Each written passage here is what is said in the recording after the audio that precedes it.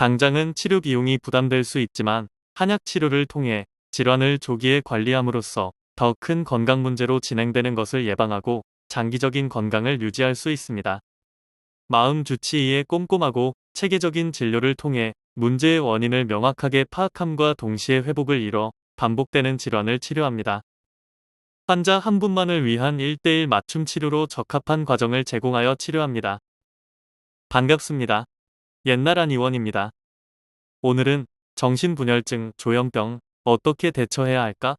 라는 주제로 한방치료에 대해 알아보겠습니다. 정신분열증, TV에 나오는 남의 일이라고만 생각할 수도 있겠지만 실제로 정신분열증의 평생 유병률은 1% 정도로 결코 낮다고는 할 수 없는 수치를 보이고 있습니다. 즉, 우리 국민 100명 중 1명가량은 과거에 조현병을 겪었거나 현재 조현병에 시달리고 있다는 의미입니다. 그렇다면 조현병은 어떤 질환일까요?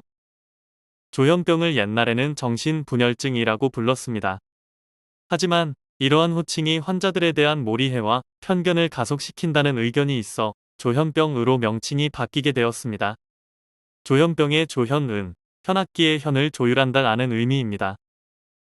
즉, 조현병이라 함은 악기의 조율이 잘 맞지 않으면 화음이 나오지 않지만 조율을 통해 이를 해결할 수 있는 것처럼 조현병 환자 또한 적절한 약물 치료, 상담 치료 등을 통해 마음의 현을 조율하여 나아질 수 있다는 의미를 내포하고 있습니다. 조현병은 크게 양성 증상과 음성 증상으로 나뉩니다.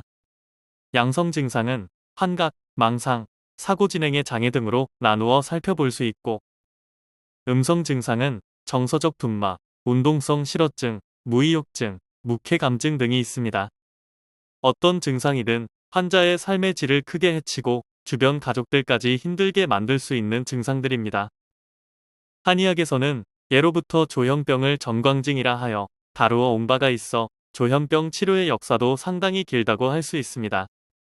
조현병의 증상은 양적 증상과 음적 증상으로 나누어 살펴볼 수 있는데, 전자가 강하게 나타난다면 광증이라고 하고, 후자의 경향이 뚜렷하고 비교적 정적인 양사를 보인다면 전증이라 일컬으며 각각의 상태에 알맞은 치료를 시행하고 있습니다.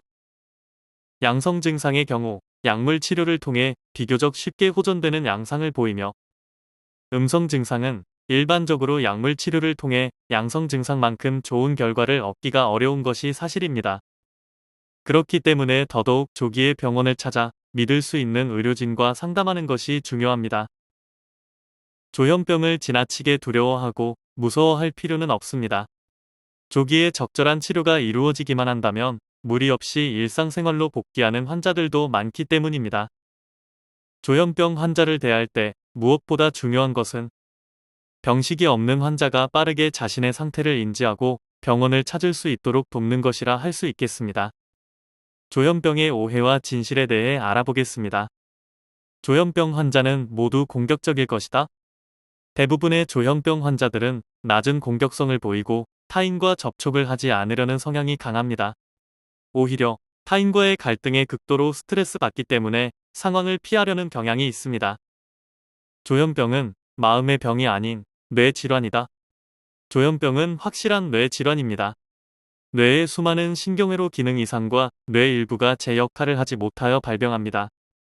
즉, 뇌장애, 뇌질환으로 인해 광범위한 이상 증상이 나타나는 것입니다. 조현병은 가족적인 요인, 심리적인 요인, 환경적인 요인에 기인할 것이라 오해하는 경우가 많습니다. 사실 조현병은 생물학적 즉 신체적인 요인에 의해 발생하는 경우가 압도적입니다. 조현병은 완치할 수 있다.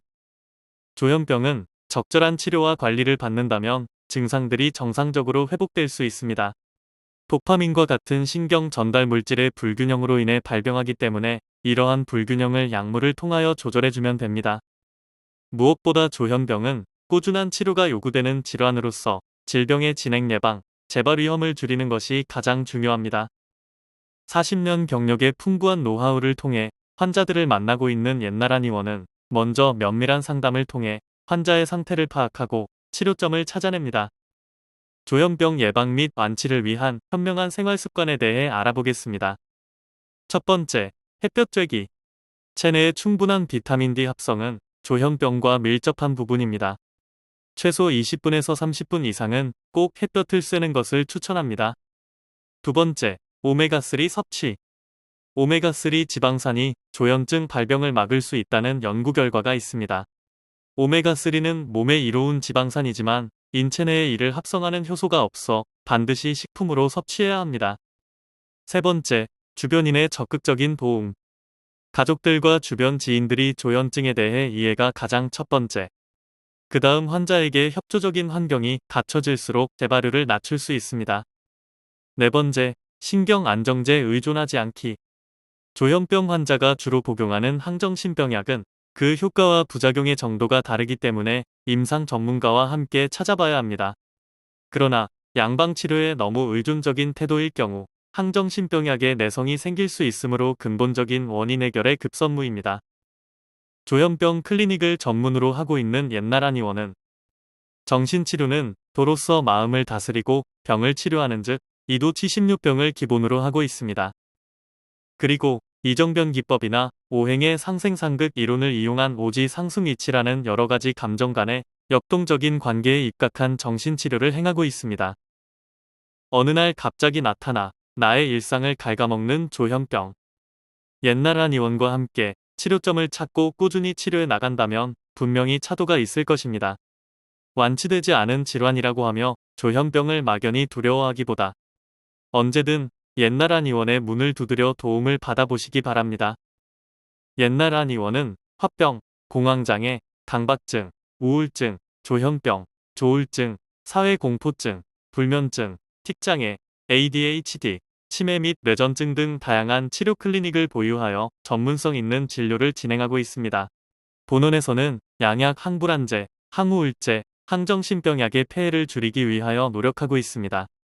환자 개개인의 특성이나 체질을 고려하고 개별화된 맞춤 치료를 통해 원인에 따른 치료를 제공함으로써 내담자의 정신질환에 대하여 근원적으로 해결하는 데 초점을 맞추고 있습니다. 따라서 옛날 의원은 괄목할 만한 치료 결과를 보여드리고 있습니다. 옛날 의원은 1983년 개원 이후 지금까지 서울시 강남구 압구정역 5번 출구 극동빌딩 B동 7층 현 위치에서 진료를 계속해 오고 있습니다. 예약 문의는 02544-2204입니다. 감사합니다.